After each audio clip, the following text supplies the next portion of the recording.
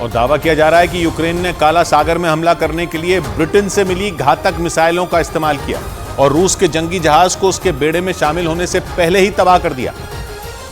और दावा किया गया कि यूक्रेन ने इस हमले में ब्रिटेन से मिली स्टॉर्म शैडो मिसाइलों का इस्तेमाल किया। यूक्रेन को ये मिसाइलें ब्रिटेन और फ्रांस ने दी। इस मिसाइल को ब्रिटेन और फ्रांस ने मिलकर बनाया है। आमतौर पर इसे हवा से लॉन्च किया जाता है। इस मिसाइल से 250 किलोमीटर की दूरी तक सटीक निशाना लगाया जा सकता है। इसका वजन 1300 किलो है और ये 5 मीटर लंबी होती है। स्टॉर्म शैडो की स्पीड 950 किलोमीटर प्रति घंटा तक हो सकती है और ये मिसाइल अपने साथ 450 किलो विस्फोटक ले जा सकती है। ब्रिटेन और फ्रांस ने ये मिसाइलें एक शर्त के साथ यूक्रेन को दी थी। शर्त ये थी कि इनका इस्तेमाल केवल यूक्रेन की सीमा में ही किया जाएगा। लेकिन रूस का आरोप है कि इन मिसाइलों का इस्तेमाल कर रूस के कुछ शहरों और क्राइमिया को भी निशाना बनाने की कोशिश की गई। हालांकि जेलेंस्की न तो रूस के शहरों पर हमले की बात को सही मानते हैं और न ही क्राइमिया को रूस का हिस्सा। और इसीलिए यूक्रेन ने काला सागर में तैनात रूस के बेड़े पर हमला कर दिया, क्योंकि रूस और यूक्रेन दोनों के लिए ही काला सागर बेहद अहम है।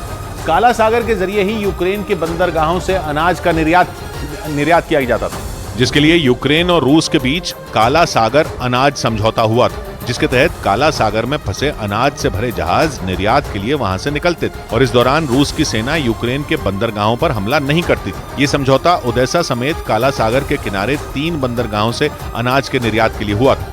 लेकिन पश्चिमी देशों के प्रतिबंध से भड़के पुतिन ने ये डील तोड़ दी, जिसकी वजह से यूक्रेन का कारोबार पूरी तरह बंद हो गया। ऐसे में यूक्रेन काला सागर पर हमला कर अपने बंदरगाहों पर कब्जा पाना चाहता है, ताकि वो एक बार फिर अपने अनाज का निर्यात कर सके, क्योंकि काला सागर के आसपास बने ज्यादातर बंदरगाह रूस के कब्जे में और रूस ने इन सभी बंदरगाहों पर अपनी सबसे घातक मिसाइलें तैनात कर रखी हैं। इस बीच यूरोप का देश बल्गेरिया का आसमान अचानक सुर्ख हो गया और वहां के आसमान के बदलते रंग को देख लोगों में खौफ पैदा हो गया। जिसने भी आसमान को लाल रंग में बदलते देखा उसके रोंगटे खड़े हो गए। उन्होंने इसे मौत का संकेत करार दिया। इसे लेकर अलग अलग अटकलें लगाई गई और खूनी आसमान को देखकर लोगों के दिलों में डर और दहशत घर कर गई। लोगों ने इसके ढेरों वीडियो और तस्वीरें सोशल मीडिया पर पोस्ट की, जिनके मुताबिक आसमान में ये लाल रंग पहले बल्गेरिया के उत्तर पूर्वी हिस्से में दिखा, फिर वहां के पूरे आसमान में दिखने लगा। बल्गेरिया के कोने कोने से दिख रहे लाल रंग के आसमान की इन तस्वीरों को किसी ने रूस यूक्रेन में जारी युद्ध में हुए कत्लेआम से जोड़कर देखा, तो किसी ने इसे विश्व युद्ध की आहट के तौर पर देखा। आसमान से बरसते खून के रंग को लोगों ने कुदरत की तरफ से मौत का इशारा बताया। कई लोगों ने इस डरावनी लाल रोशनी को प्रलय की आहट बताया, जो दुनिया के खात्मे की शुरुआत बताई गई। और सोशल मीडिया पर कुछ लोगों ने तस्वीरें और पोस्ट शेयर करते हुए यह दावा किया कि सिर्फ बल्गेरिया में नहीं, बल्कि कई और देशों में आसमान ने रंग बदला। कई देशों में अलग अलग वक्त पर आसमान लाल रंग का नजर आया, जिसने वैज्ञानिकों और आसमान में दिलचस्पी रखने वाले लोगों को खूब रोमांचित किया। जिसकी कुछ तस्वीरें भी उन्होंने शेयर की, जिनके मुताबिक रोमानिया, हंगरी, चेक रिपब्लिक, यूक्रेन, पोलैंड और स्लोवाकिया में भी आसमान का रंग लाल नजर आया। वहां से जो तस्वीरें सामने आई उन्हें देखकर लगा मानो आसमान में आग लग गई हो। लोगों ने तस्वीरें शेयर कर दावा किया कि ब्रिटेन के कुछ हिस्सों में भी नॉर्दर्न लाइट्स देखी गईं। वहां के लोगों के मुताबिक उन्हें आसमान में चमकदार हरे और लाल रंग की रोशनी नजर आई। भारत के वैज्ञानिकों के मुताबिक इस साल की शुरुआत में लद्दाख में भी नॉर्दर्न लाइट्स देखी गई थी और उन्होंने रंग बिरंगे हुए आसमान की कई तस्वीरें मिली थी। यूं तो आसमान को चीर कर रंग बिरंगी रोशनी पैदा होना हर बार हैरान करता है, लेकिन ये कोई चमत्कार नहीं बल्कि विज्ञान है।